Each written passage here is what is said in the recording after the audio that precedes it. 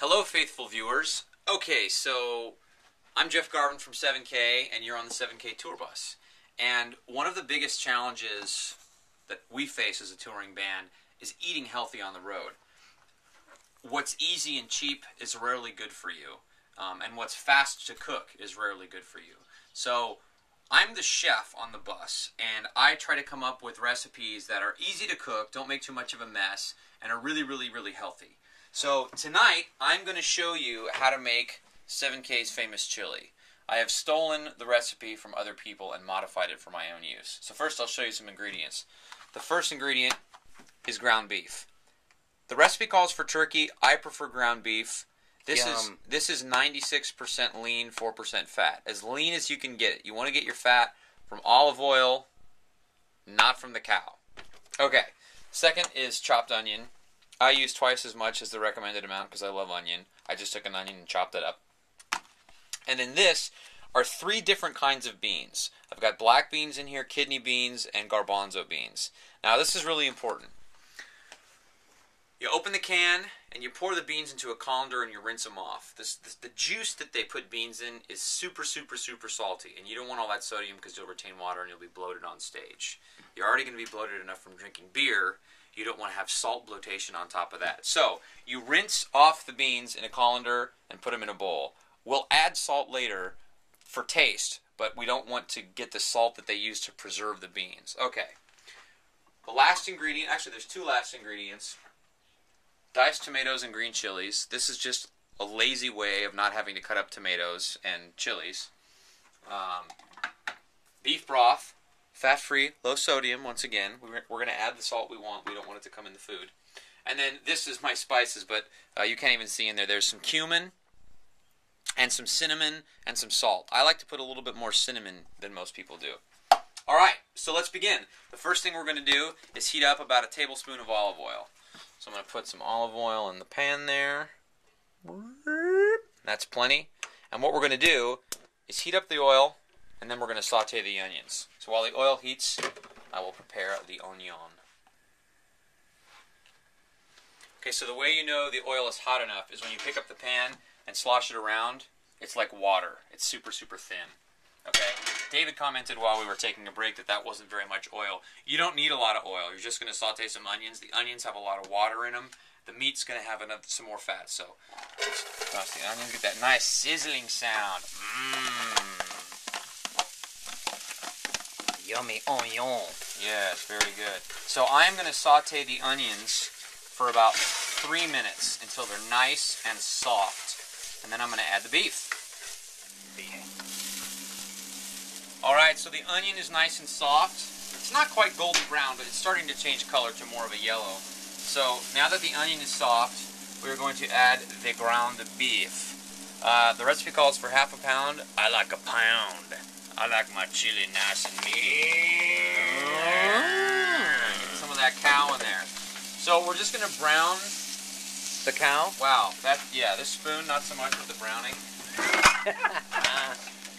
A spatula will serve nicely. So we just want to kind of chop up the ground beef into chunks as we brown it. So now it's chopped beef.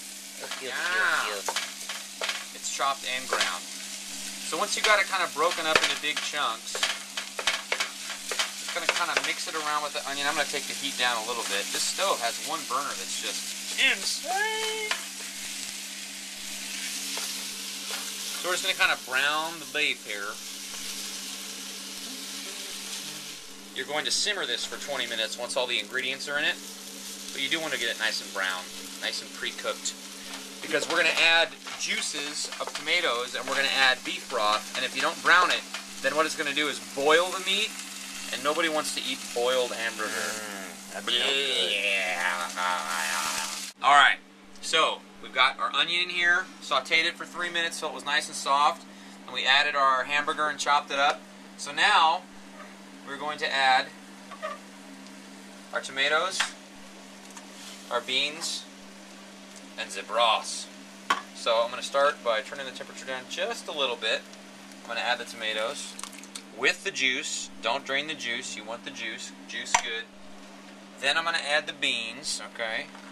You like it a Let's get 'em. juice. I like it a juice. Adding all the beans. Once again, garbanzos, kidneys, and black beans. If you don't like one of those, double up on the other kind. No harm, no foul.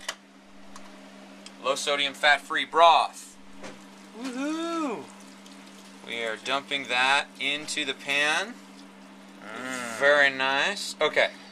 Now before I add the spices, I'm gonna take my spoon, I think, and I'm gonna mix this up like this. Stirring, stirring, stirring. So get the beans and the tomatoes and the beef and the onions all kind of mixed up into one thing. I'm gonna turn the heat back up a little bit now that I got all this mass in the pan. All right. So once you got it kind of mixed around in there, I've pre-mixed the spices. I kind of shake them around. You don't have to do this. You can add them one at a time. But I like to get the water in there first, and then I'm going to sort of sprinkle the spices all around. Get them nice and mixed up in there. Get them dissolved in the juices. Bring the heat back up. So once I get this nice and stirred up, I am going to let it simmer for 20 minutes. Just set a timer, let it boil, and then when it's boiled, you turn the heat down a little bit until it's just kind of blah, blah, blah, looks like the swamp in Dagobah, and let it simmer for 20 minutes. Alright, it's finished, so we're going to turn off the heat. Grab our spoon here, start serving it up. You can see there's a little bit of liquid left, but not too much. The liquid has some flavor in it, so you don't want to serve somebody a dry bowl of chili. Now, one little secret about chili, it's always better the second day. I don't know if it's just because it steeps in its juices, but leftover chili is even better than it is the first night. So I always make a big batch because you can refrigerate it. It's good for a couple days. If you make a lot, you can even freeze it. Although I found it's not as good thought out as it is like the second, even the third day. It's really, really good. Alright, so here's the magic final ingredient. Shredded Sargento reduced fat 4-cheese Mexican blend. You don't want to use the no-fat stuff. That tastes like nast. But the low-fat stuff is good. I think I just closed it back up. There we go. So, for the singer, a little bit. For the guitar player from Texas, a little bit mo. A little bit mo. And then, uh-oh.